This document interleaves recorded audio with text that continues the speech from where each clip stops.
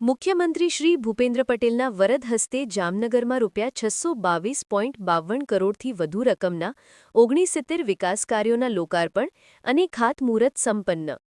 જામનગરમાં મુખ્યમંત્રી ભૂપેન્દ્ર પટેલના વરદ હસ્તે જામનગરના શ્રી ગુલાબકુંવરમાં સભાગૃહ ખાતેથી જામનગર શહેર તથા જિલ્લાના ₹622.52 કરોડથી વધુના કુલ 69 કામના વિવિધ વિકાસલક્ષી લોકાર્પણ અને ખાતમુહૂર્ત કરવામાં આવ્યા હતા, જે મુખ્ય કામોમાં ₹226.99 કરોડના ખર્ચે ફોરલેન ફ્લાયઓવર બનાવવાનું કામ, MP Shah government medical college ખાતે ₹62.05 કરોડના ખર્ચે ગર્લ્સ હોસ્ટેલના કામોનો સમાવેશ થાય છે।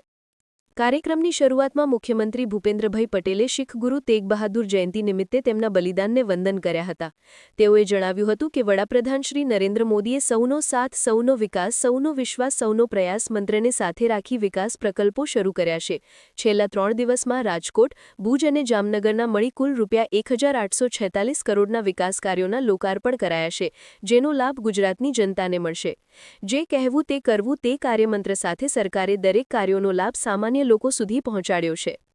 મુખ્યમંત્રીએ ઉમેર્યું હતું કે વડાપ્રધાન નરેન્દ્રભાઈ મોદીની આગેવાનીમાં કુદરતી આફતની સહાય હોય કે વિકાસ કાર્યોનું બજેટ, સરકારે આર્થિક તંગીનો ક્યારેય સામનો કરવો પડ્યો નથી।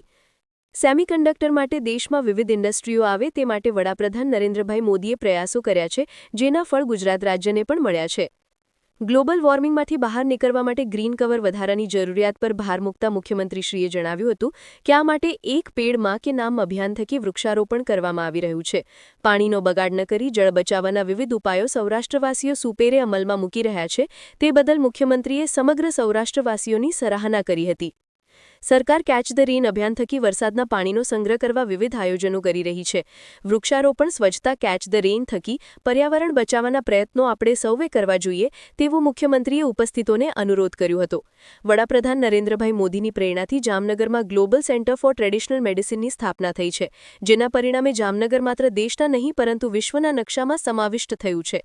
આયુર્વેદનો અમૂલ્ય વારસો સાચવી રાખવા વિરાસત ભી વિકાસ ભીના મંત્ર સાથે WHO સેન્ટર અને દેશી દવાઓના પ્રચારની પદ્ધતિથી જામનગર પ્રચલિત થયું છે, જે જામનગર માટે ગૌરવની વાત છે। વિકસિત ગુજરાતનું નિર્માણ કરવા માટે આત્મનિર્ભર બની સ્વદેશી અભિયાન અપનાવવું જોઈએ તેમ મુખ્યમંત્રીએ જણાવ્યું હતું। ભાઈએ સૂચવેલા માર્ગ પર આગળ વધતા છેલ્લા 3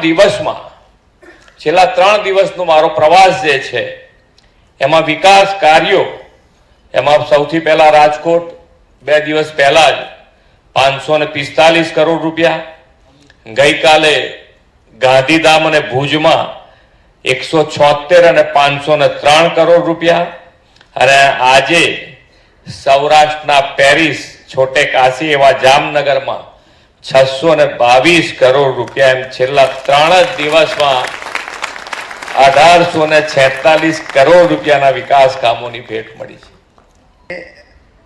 વિકાસ કામોનું તો ઉદ્ઘાટન થયું છે, પણ જામનગરનો જે આઇકોનિક બ્રિજ છે એનું પણ ઉદ્ઘાટન થયું। લાંબામાં લાંબો સૌરાષ્ટ્રનો બ્રિજ હશે, પણ એની સાથે તમે દ્વારકાથી આવો અને બાયપાસ જવાને બદલે શહેરમાં આવો તો એક છેડેથી બીજે છેડે સુધી કોઈ જગ્યાએ બ્રેક માર્યા વગર આખા જામનગરને મધ્યમાંથી પસાર થઈ જવાય એવો બ્રિજ શાયદ ગુજરાતમાં એક પણ નથી। સૌરાષ્ટ્રનો સૌથી મોટો